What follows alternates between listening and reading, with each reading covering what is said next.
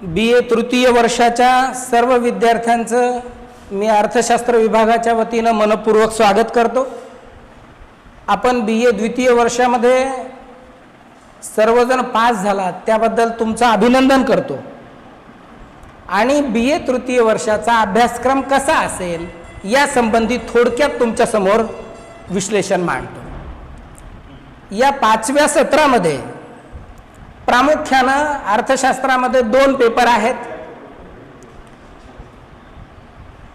ज्यामध्ये 9वा पेपर जो आहे त्याचं नाव आहे क्वांटिटेटिव्ह टेक्निक्स, संख्यात्मक तंत्रे। आणि हा पेपर आपण मुद्दाम सुरू केलेला आहे की तुम्हाला स्टॅटवर आधारित क्वांटिटेटिव्ह टेक्निक्सला चांगले मार्क्स मिळावेत यासाठी हा पेपर आपण महाविद्यालयामध्ये सुरू केलेला आहे। आणि या पेपरमध्ये अभ्यासक्रमाचे कोणकोणते घटक आहेत हे घटक मी यापूर्वीच तुम्हाला व्हॉट्सअपवर सिलेबसमध्ये अपलोड केलेले आहेत, ते तुम्ही सगळ्यांनी पाहिलेलेही असतील। मी पुन्हा एकदा त्याची उजळणी तुमच्या समोर करतो। याच्यामधलं पहिलं प्रकरण जे आहे ते पहिलं प्रकरण अपकिरणांचे मोजमाप, त्यालाच आपण प्रचरणांचे मोजमाप असं सुद्धा म्हणतो।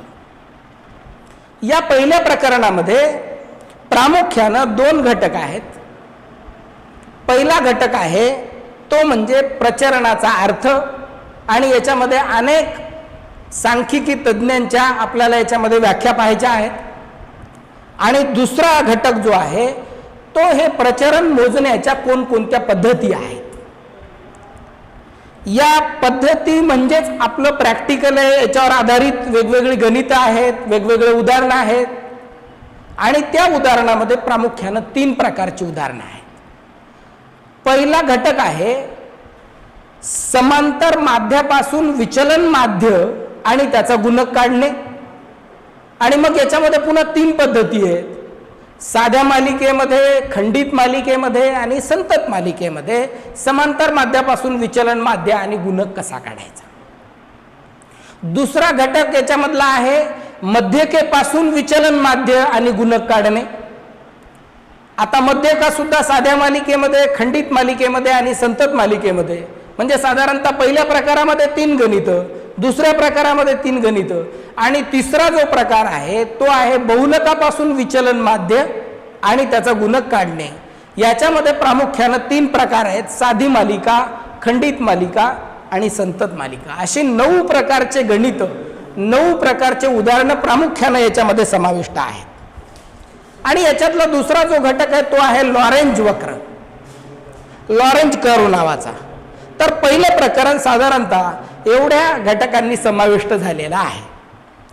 याच्यातलं दुसरं प्रकरण आहे त्याचं नाव आहे सहसंबंध विश्लेषण, कोरिलेशन ॲनालिसिस। याच्यामध्ये प्रामुख्याने 4 घटक आहेत। याच्यातला पहिला घटक आहे सहसंबंधाचा अर्थ, दुसरा घटक आहे सहसंबंधाचे प्रकार, आणि सहसंबंधाच्या प्रकारामध्ये प्रामुख्याने 5-7 प्रकार आपल्याला पाहिजे।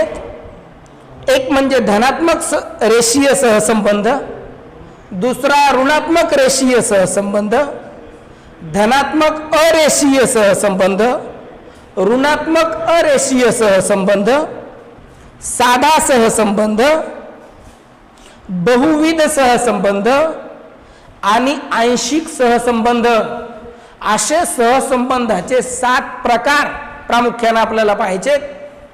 आणि या घटकावर थिअरीचा एक 10 मार्काचा प्रश्न प्रामुख्याने तुम्हाला परीक्षेमध्ये पडू शकतो। त्याच्यातला तिसरा जो प्रकार आहे तो आपल्या अतिशय महत्त्वाचा प्रकार आहे, तो आहे चार्ल्स एडवर्ड स्पियरमनचा श्रेणी सहसंबंध गुणक काढणे। आणि हा प्रामुख्याने गणितासाठी विचारलेला प्रश्न आहे। याच्यासाठी वेगवेगळे उदाहरणं विचारले जातात, आणि मग ते उदाहरणं कोणत्या पद्धतीचे असतात तर प्रामुख्याने याच्या 3 पद्धती आहेत। पहिला श्रेणी दिलेली असताना श्रेणी सहसंबंध गुणक काढणे, दुसरा श्रेणी दिलेली नसताना श्रेणी सहसंबंध गुणक काढणे, आणि तिसरा श्रेणी समान असताना सहसंबंध गुणक काढणे। प्रामुख्याने श्रेणी सहसंबंध गुणक का जन्माला आला, आपल्या सिलेबसमध्ये का आला, तर एखादी स्पर्धा असेल आणि त्या स्पर्धेमध्ये 2-3 परीक्षक असतील तर त्या परीक्षकांनी दिलेल्या गुणांचा काही सहसंबंध आहे की नाही हे तपासण्यासाठी प्रामुख्याने या श्रेणीचा उगम झालेला आहे. आणि म्हणून श्रेणी सहसंबंध गुणक आपल्या अभ्यासक्रमामध्ये अतिशय महत्त्वाचा घटक म्हणून समाविष्ट झालेला आहे. आणि सगळ्यात शेवटचा घटक याच्यातला 2.4 नावाचा जो आहे तो श्रेणी सहसंबंधाचे गुण काय आहेत आणि या श्रेणी सहसंबंधाच्या मर्यादा काय आहेत या अनुषंगाने सुद्धा आपल्याला थिअरीचा अभ्यास करायचा आहे.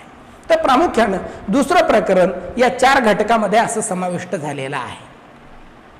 या अभ्यासक्रमातला तिसरा आणि शेवटचा जो भाग आहे त्याला आपण प्रतिपगमन विश्लेषण असं म्हणतो, रिग्रेशन ॲनालिसिस. आणि हे प्रतिपगमन विश्लेषण पाहत असताना फक्त 2 घटकाच्याच माध्यमातून आपण प्रतिपगमन विश्लेषण मांडतो. याच्यामध्ये पहिला घटक आहे प्रतिपगमनाचा अर्थ. याच्यामध्ये पुन्हा अनेक सांख्यिकी तज्ञाच्या व्याख्या आणि त्या व्याख्यांचं विश्लेषण प्रामुख्याने त्याच्यामध्ये समाविष्ट असेल. आणि दुसरा जो घटक आहे तो आहे रिग्रेशन लाईन इक्वेशन, प्रतिपगमन रेषा कशी तयार करायची आणि ती तयार करीत असताना न्यूनतम वर्ग पद्धतीचा वापर कसा करायचा, त्याची समीकरणं कसे तयार करायचे आणि त्याच्यातून एक्स आणि वायच्या व्हॅल्यूज कशा काढायच्या याचा प्रामुख्यानं आपल्याला या ठिकाणी समावेश आहे. तर न्यूनतम वर्ग पद्धतीच्या सहाय्यानं 2 पद्धती पुन्हा याच्यामध्ये पडतात. त्या म्हणजे एक्सचं वायवर आधारित प्रतिपगमन समीकरण तयार करणं आणि वायचं एक्सवर आधारित प्रतिपगमन समीकरण तयार करणं, अशा 2 पद्धती प्रामुख्याने याच्यामध्ये पडतात. त्या दोन्हीही पद्धतीच्या सहाय्यानं आपल्याला काही उदाहरणं पाहायचेत आणि त्या उदाहरणापैकीच एक उदाहरण प्रामुख्यानं तुम्हाला परीक्षेत येते. साधारणतः 15 ते 20 मार्काचं ह्या तिसऱ्या प्रकरणावर येते, 15 ते 20 मार्काचं दुसऱ्या प्रकरणावर येते आणि साधारणतः 10 मार्काचा हा पहिल्या प्रकरणावरचा भाग येतो.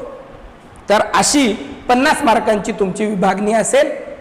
आजच्या वर्गाच्या अनुषंगानं या सिलेबसवरची आपली एवढी चर्चा मला वाटते पुरे आहे. पहिल्या प्रकरणाचा सविस्तर आणि विस्तृत अभ्यास जो आहे तो आपण या नंतरच्या पिरियडमध्ये उद्याच्या वर्गामध्ये पाहू. धन्यवाद.